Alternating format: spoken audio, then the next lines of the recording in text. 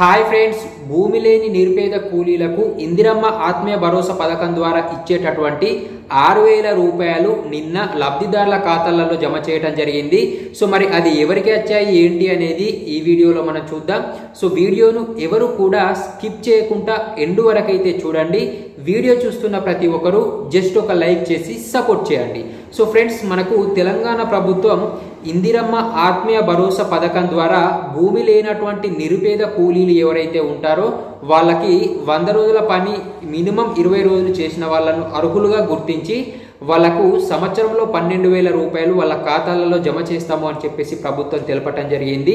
అందులో భాగంగా మొదటి విడతలో 6,000 రూపాయలు అయితే నిన్న అర్హులైనటువంటి నిరుపేద కూలీల ఖాతాలలో జమ చేయటం జరిగింది.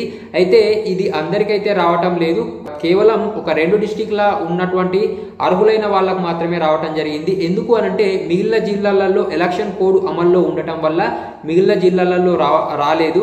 కేవలం రంగారెడ్డి, ఉమ్మడి మహబూబ్ నగర్ జిల్లాలలో ఉన్నటువంటి అర్హులైనటువంటి నిరుపేద కూలీలకు మాత్రమే నిన్న డబ్బులు రావటం జరిగింది.